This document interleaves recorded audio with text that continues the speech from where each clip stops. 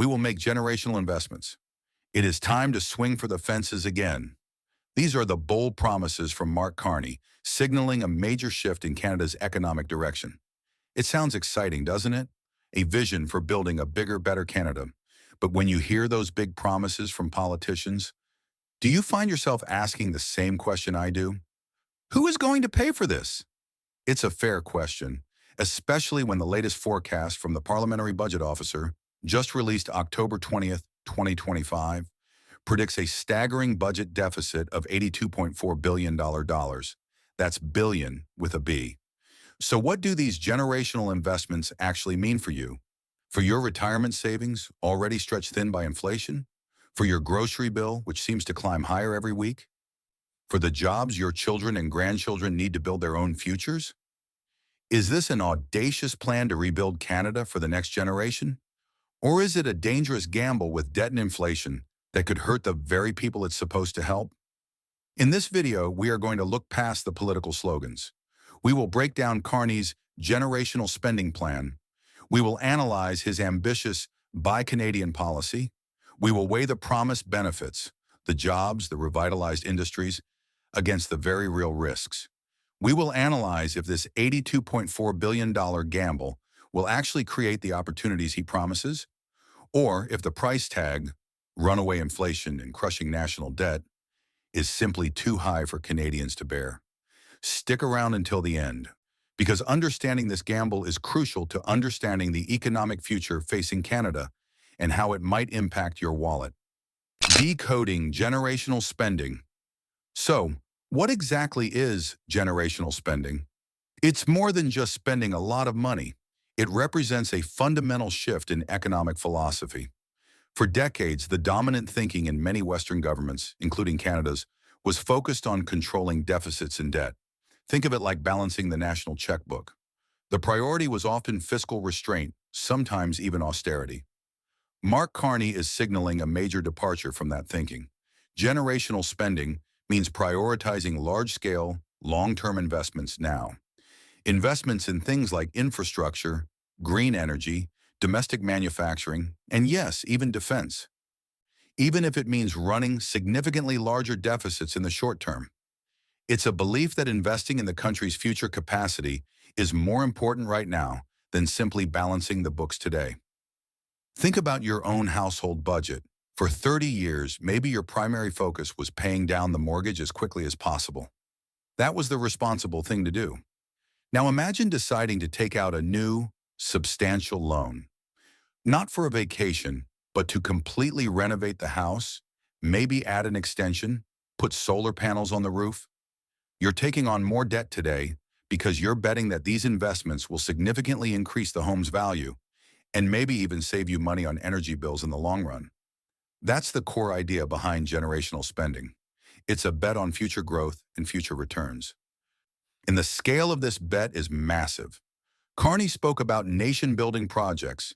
He specifically promised that the next round of these major projects would be announced after the Grey Cup, Canada's football championship.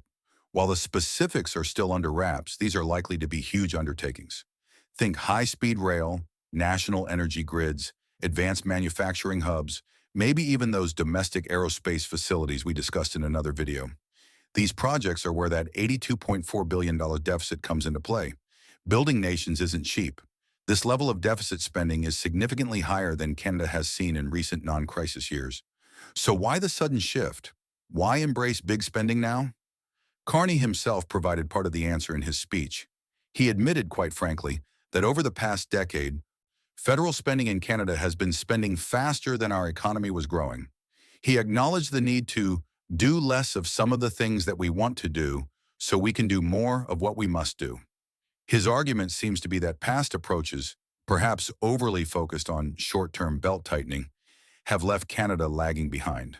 Lagging in critical infrastructure, lagging in industrial capacity, lagging in its ability to compete globally.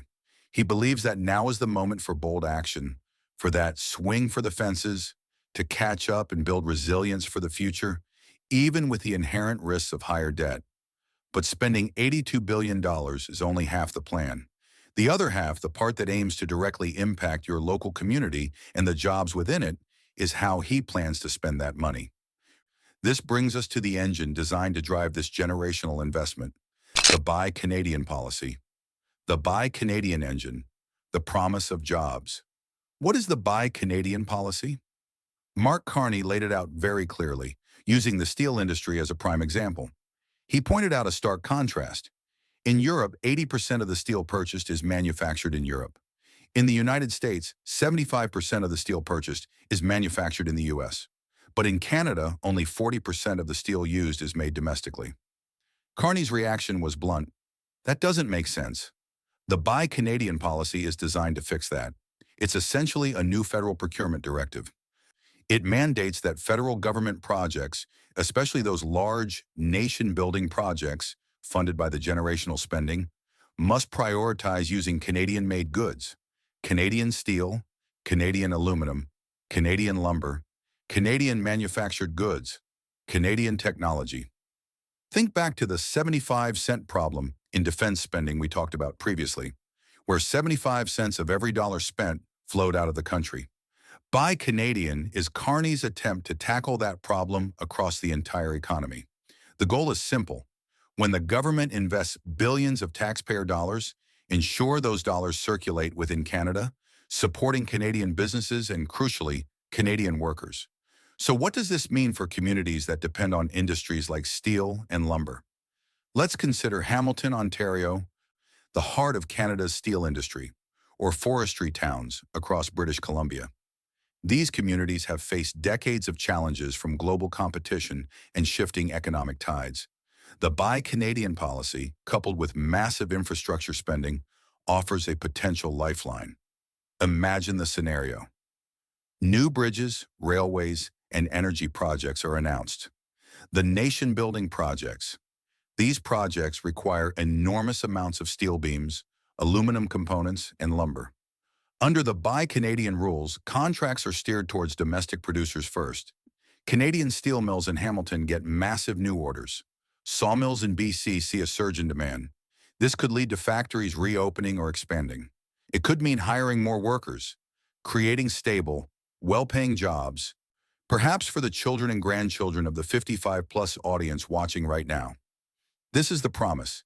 It taps directly into a deep aspiration, the desire for strong local economies, good jobs close to home, and a sense of national self-reliance.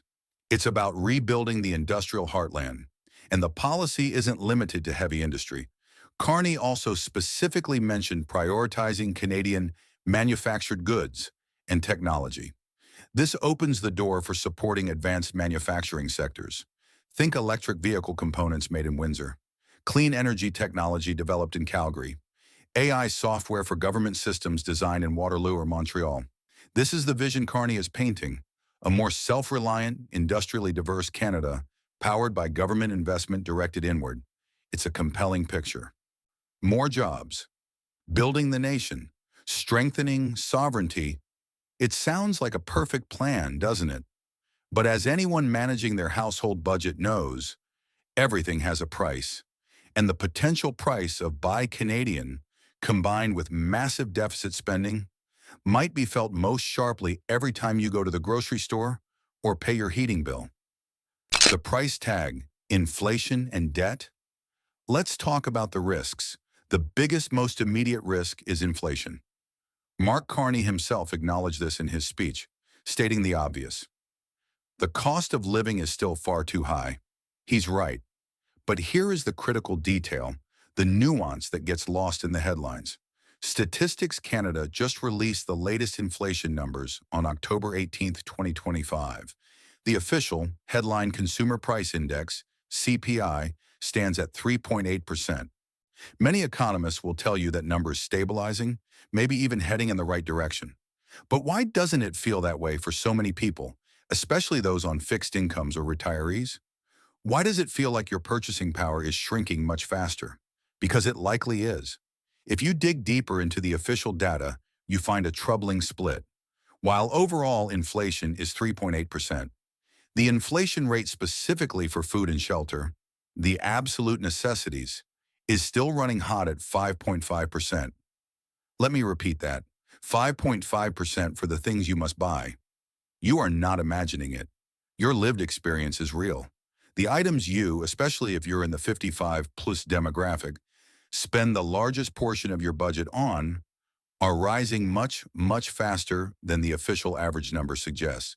So, with that painful reality as our baseline, what happens when the Buy Canadian policy kicks into high gear? There's a potential inflationary double whammy. First, potentially higher costs. Let's be honest. Goods produced in Canada, with higher labor standards, environmental regulations, and potentially smaller economies of scale, might be more expensive than goods imported from countries with lower costs. Forcing government projects to buy domestic could mean paying a premium. Second, supply constraints. If these massive nation-building projects create a sudden surge in demand for Canadian steel, lumber, or components, can Canadian industries ramp up production fast enough? If demand outstrips domestic supply, basic economics tells us prices will rise. Who pays for these higher prices? Ultimately, taxpayers do. And consumers do. This could push that already painful 5.5% inflation for essentials even higher. It risks making the cost of living crisis worse, particularly for seniors whose incomes don't keep pace. That's the inflation risk. Now let's talk about the other elephant in the room, the national debt. Remember that $82.4 billion deficit forecasted by the PBO. A deficit simply means the government is spending more money than it's taking in through taxes. That difference has to be borrowed. Every year the government runs a deficit, it adds to the national debt. Who eventually pays back that debt plus interest? Future generations, your children, your grandchildren. Loading up on debt today has consequences down the road. It can mean higher interest payments for the government, crowding out spending on healthcare or education.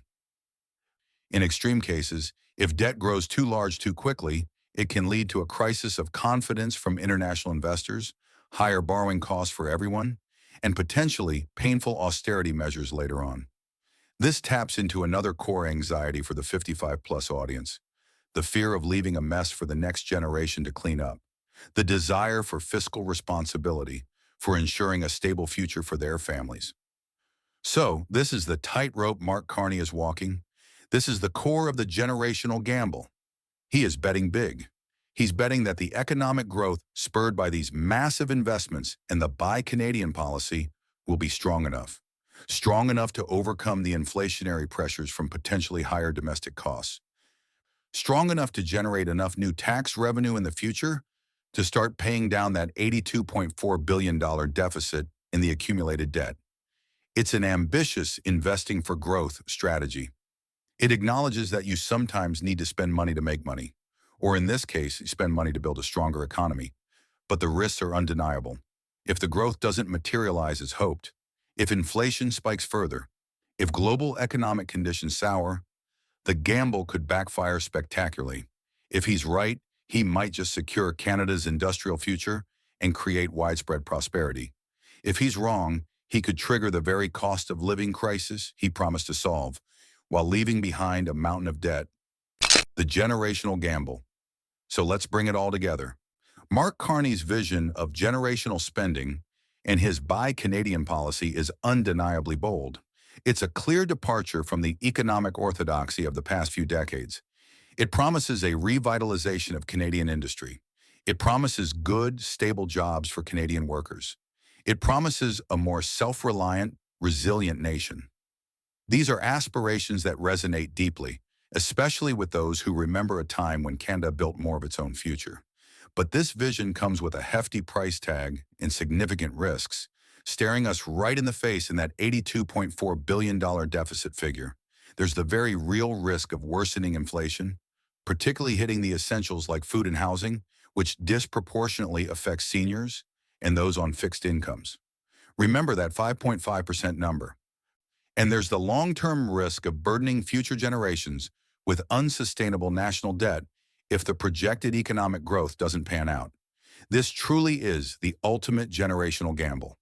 Carney is betting the economic future of Canada on the belief that strategic, inward-focused investment, even funded by debt, is the key to unlocking lasting prosperity.